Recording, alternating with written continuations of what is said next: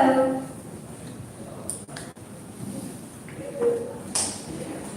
Hi, so I'm Christine, and I go by the moniker Chango and Jane, and I'm the head of communications at Tenement, and I write for the Cosmos Network. So if you come across the Cosmos blog, you probably have read some of my blog posts. So that's who I am, and this is the second time I've given this talk, so if you don't mind, it's going to be kind of brief. And another thing, if you don't mind, this is going to be in English, and I speak rather quickly, so I apologize in advance. But anyway, let me try to navigate through this first.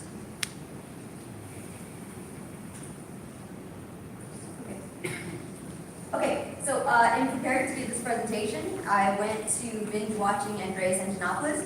If you don't know who Andreas Antonopoulos is, he's sort of this visionary, and he spreads the gospel of Bitcoin. And it's kind of those values and principles that he spread about Bitcoin that got me into cryptocurrency. And so you could kind of say that I'm sort of a crypto-anarchist, so that's kind of the angle that I'm coming from today.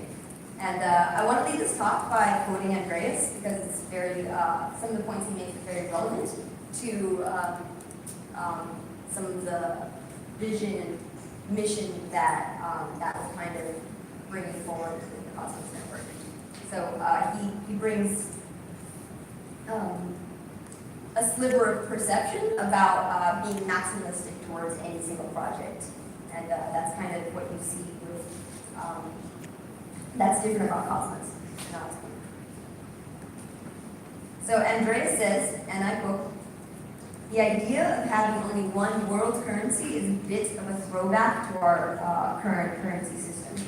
We've grown up with a system of currency where all currencies are backed by nation states. So currencies represent flags. The world is a big chessboard, and currencies are pawns fighting in this big geopolitical battle. And the dollar wins if the ruble fails. It's country versus country. In that environment, it's natural to think that currency as a system is a winner-takes-all game, or a zero-sum game. And the only way that one currency wins is by another currency losing. And that's a world in which you cut off your nose to spite your face. But what if instead, all along, money was simply a form of language? What if we understood that money was a way for us to communicate value to each other? And as a language, there will never be one that wins. There will always be a variety. The bottom line is, languages adapt to their local environment. There isn't one language wins. In fact, if you speak 3 languages or 4 languages, it's always better than speaking 1 language. So in fact, having variety is what gives great value. And what if money works that way? So in that same vein, Cosmos envisions not one token, not one blockchain to rule them all. We envision a world with thousands of blockchains. So just like the way you see, thousands of ERC20s and 721s, thousands of tokens in the token economy right now, what you're going to see in the future, what I envision that you're going to start seeing is there's going to be a world with thousands of blockchains running their own application-specific users' needs, and that's how you scale. So before Cosmos, you had very limited choices. You got to fork the Bitcoin code base if you wanted to build a decentralized app.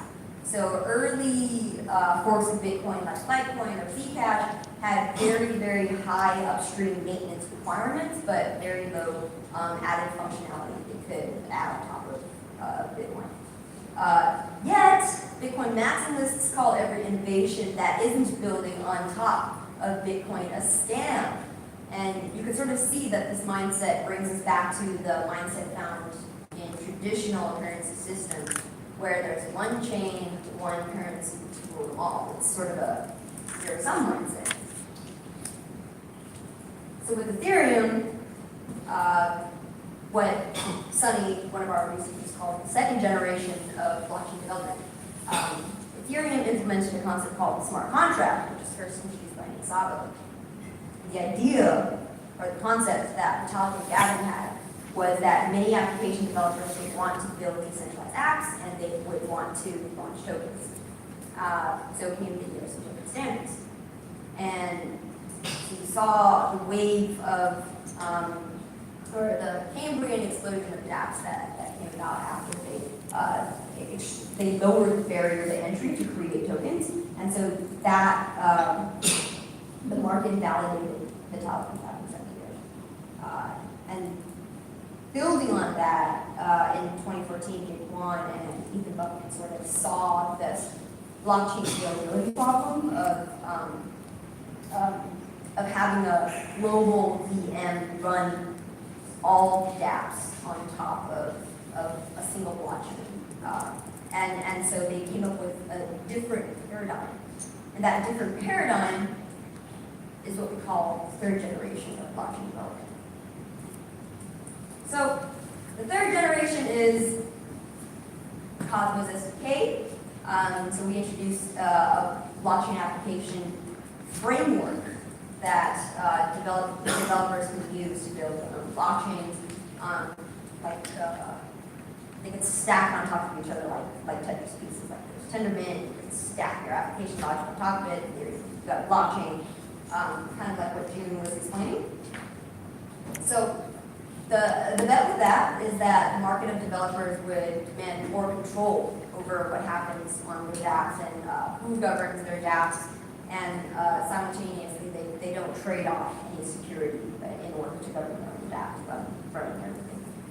So this is the value proposition that Cosmos addresses, which is fundamentally different from the value proposition that like Ethereum smart contracts addresses, which is easily launching a token, right? But you don't really get any control over what happens on the blockchain that you're down on.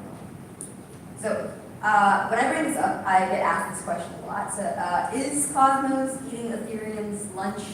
That's not the goal, and that is actually antithetical to the decentralization ethos, which is the idea that one chain, one token should be the main currency or taking the #1 spot on CoinMarketCap. Understandably, this is the naturally occurring thought that comes with the one change for all mindset. And it predictably concludes that Cosmos is trying to, I don't know, really killer like many of the other projects are. But that's not the goal. The goal of Cosmos is to provide an open protocol through which value is communicated.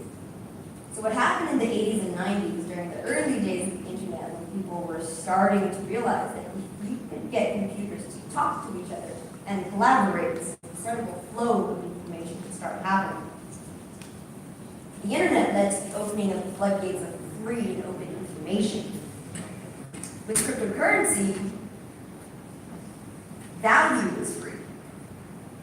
So what if we enable people to build their own tokens of value, give them the ability to spin up a blockchain, give them the building blocks to easily create highways to communicate with other blockchains in a trustless and secure manner?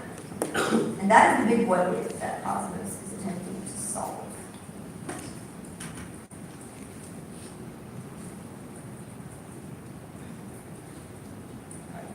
Technical difficulty.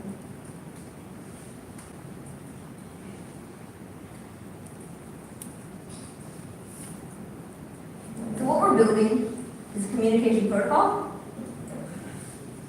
IBC, for inter-blockchain communication, and this is the communication highway through which all interoperability. What we mean when we say interoperability is that blockchains could talk to one another and transfer data, which are essentially bytes with one another. So eventually you cannot just transfer tokens. You could make smart contract calls across blockchains, but that's years away. But in theory, it's possible.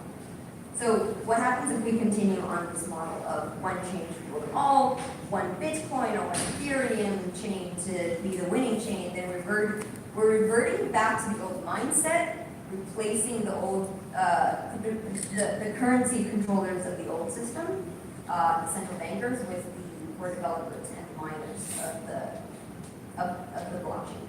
And we're not fundamentally changing the architecture. So if you look at what Cosmos is proposing, this internet of blockchains. You can envision a universe of peer-to-peer networks, mesh networks, relayers, and thousands of chains just running their application-specific needs. And with this model, you could sort of envision the internet of blockchains coming to fruition. So what Cosmos provides is a pre-built blockchain framework, what you could use to stack on top of one another. You've got a consensus algorithm and a gossip protocol for the blocks. That's what we call Tendermint. That's the green module in the middle. And we've got an SDK that allows you to write application logic in sandbox modules. So each of these modules that you see, they're sandboxed, and something like the DAO attack couldn't happen. Well, it would be less likely to happen. And this is the security model of the SDK.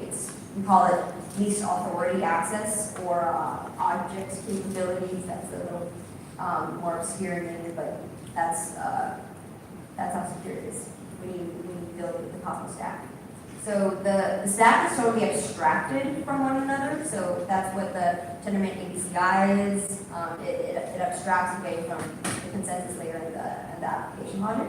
And eventually you could even abstract the peer-to-peer layer. You could just like swap in a different peer-to-peer protocol. So the SDK doesn't force you to have anything to do with Cosmos. If you don't want to interoperate with the Cosmos Hub or other blockchains, you don't have to. It's just a module, and you could just you could plug it in or leave it out. The choice is yours. So what it ultimately boils down to is choice. This technology gives people choice.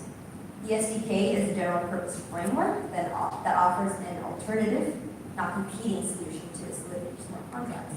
Smart contracts have their own benefits that a segment of centralized application developers desire that the SDK doesn't provide. And conversely, the SDK provides different benefits that smart contracts don't provide. So maybe you want to build a dynamic decentralized application with like over 20,000 users. You could do that with Tendermint. Maybe you want to build a decentralized video streaming application. There's a project called Lino, or you want to create a token economy for the music industry. There's a project called Playlist, and they actually have 20,000 users and they're running on Tendermint. This is where the SDK comes in. So this is where you would want to build an app as its own blockchain. You could spin it up pretty easily.